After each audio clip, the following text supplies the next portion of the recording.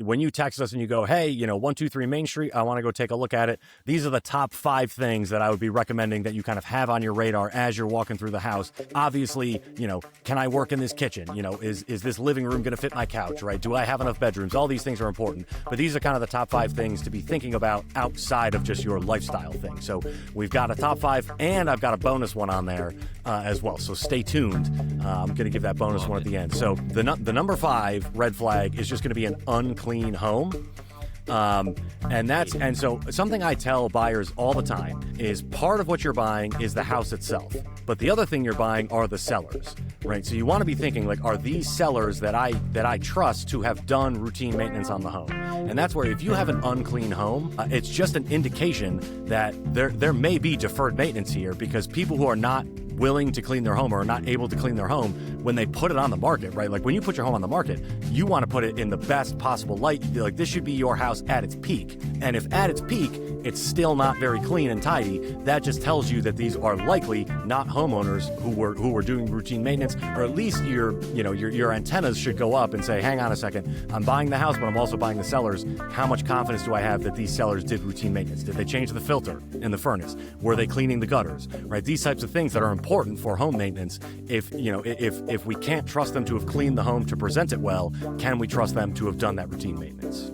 Agreed, Greg. One of my biggest pet peeves, I go into a house and I just see that it hasn't been. I mean, I get it, people are busy, but you're presenting your house to sell. You have it listed for $300,000. You want a first-time home buyer, or anyone really, to spend maybe the most money they've ever spent in their life. Can you please do a little bit of cleaning? Like you said, if they're not doing that, surface level maintenance on the home, what else are they hiding from us behind that? I'm guessing there were some other things that had to be taken care of that have not been taken. Right, and obviously, and no rule is hard and fast, right? Sometimes it's in an estate sale, and like they're still in the process of kind of getting it ready, and they need to sell off. There's obviously caveats to all of this, but just as a general rule, if you're walking in somewhere and it's unclean, just think to yourself, I'm buying the sellers, do I trust these sellers? So that's number 5. Then number 4 is going to be evidence of pests. And so this would be like the big one around here are going to be like mouse droppings. Now, mice find ways to get in houses, right? Like that's in general, if there's, there are mice in every house eventually, but, do the homeowners notice it and do something about it, right? So if you just see mouse droppings in every cup, you open every sink, under every sink and there's mouse droppings, you go in the attic and there's mouse droppings everywhere. It's like, okay, that's evidence that they weren't on top of it, right? Like the moment you see a mouse, the moment you see mouse droppings, you need to attend to it right then. And clearly they were not if there's mouse droppings around. And then, we don't have termites around here, but like carpenter ants and just evidence of other pests would be something that you just want to have on your radar. That's my number 4 red flag is showing. Love it. And actually, just one other one. Like if you see bird feathers in the attic, so like a lot of times attics, like if people don't use them, and that, because every attic has like ideally has ventilation or has a ventilation window.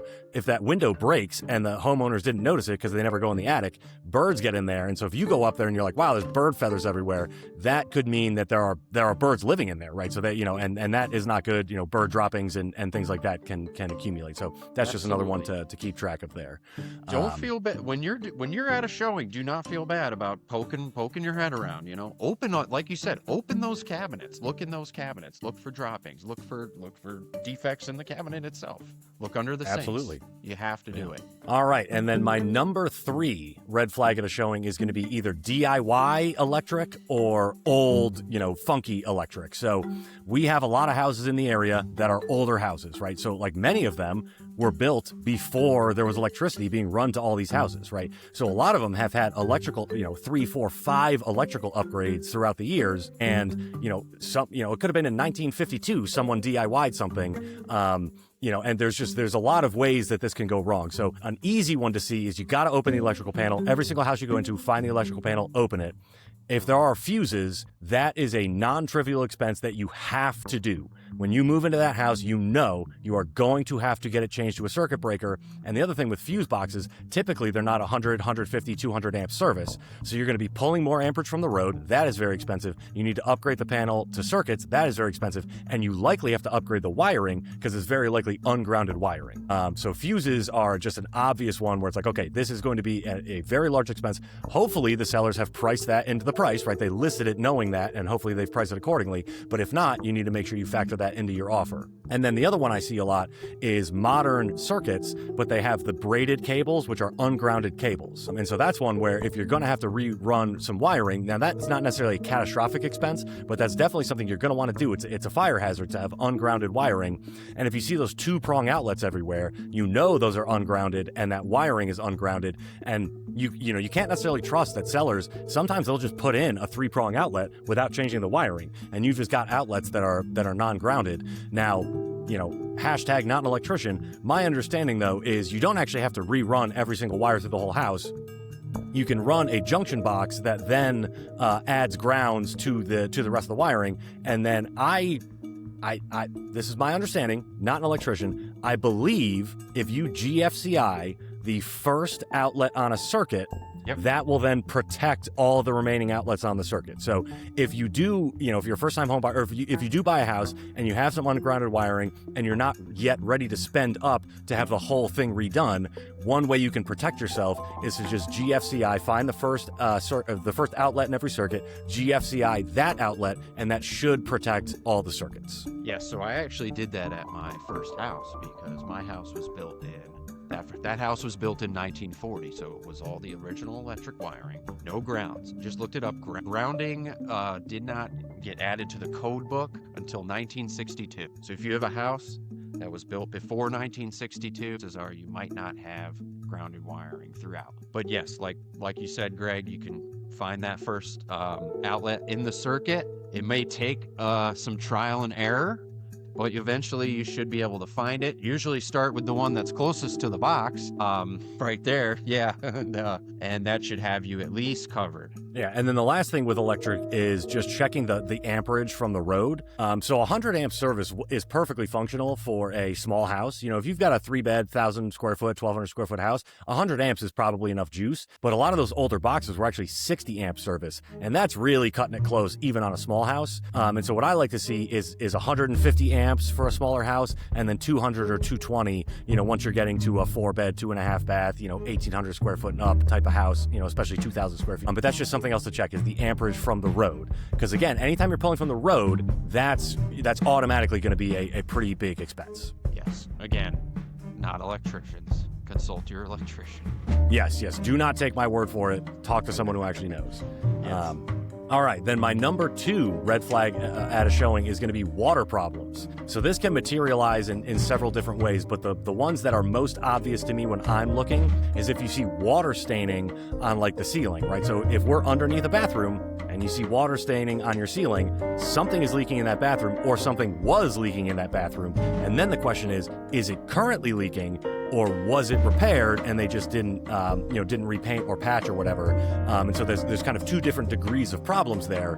But any water staining in the ceiling, that's a dead giveaway that something was at one point leaking. Now, if it's in the corners of a room or of the house, especially if it's an exterior wall, especially on the top floor, that can tell you that there might be a roof leak, which is an even bigger problem. But just water staining in general, when you see it, is something to note. The other place I see it a lot, especially with these older windows, because again, a lot of these houses are older, is if you see like a water line running down from the window. So you've got the windowsill, and then on the corners you'll see water lines running down, or you see bubbling paint.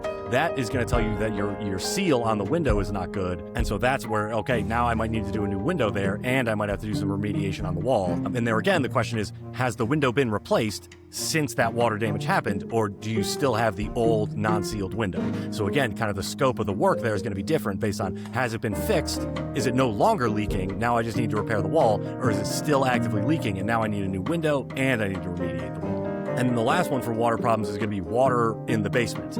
Now, this is central New York, particularly North Syracuse.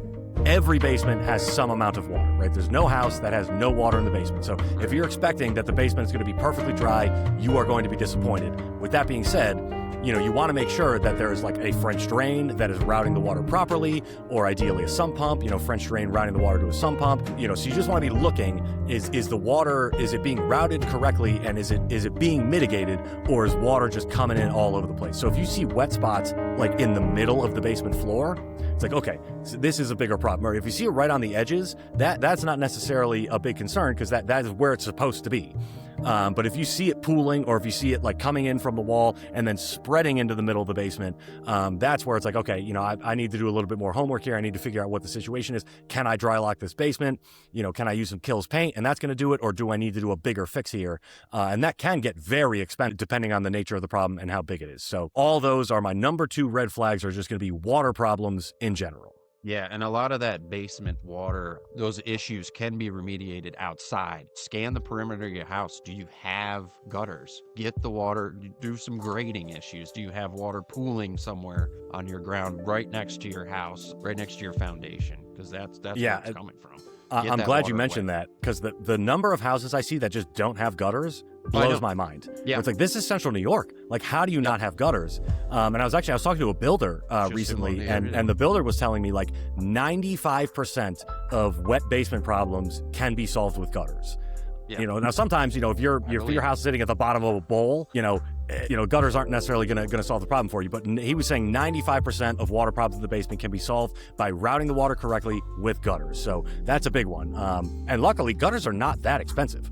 So that's one where it's like, if you can get a discount on a house and all you have to do is hang some gutters, that can actually be a good place for you to get a value surplus on that. Because everyone else is going to be saying, oh my God, there's water in the basement. But then if all I need to do is hang some gutters, that can put you in advantage versus other buyers. So something to think about there. Yeah, no shortage of companies that'll do that for you out here in the Syracuse area.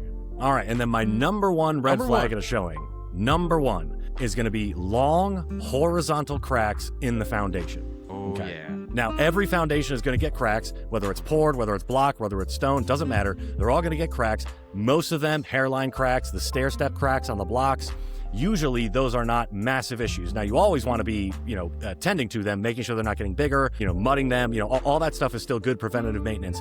But it's the long horizontal ones that is telling you, because the problem with those is now the foundation can fall in on itself, right? Because you've got all the pressure from the outside earth, and if there's a long horizontal crack, it's going to start falling in on itself. And that, I swear, for the first couple years of my real estate career, I probably only saw this like once or twice. In the last year, there's probably been a half dozen houses where we went in the basement, we're looking at this, we're checking water, oh, that's a good setup for the laundry, and then we go, wait a second, we've got a huge crack, and then you look at it, right, you get right up next to it, and you're like, oh my God, it's already bowing. It's already bowing in.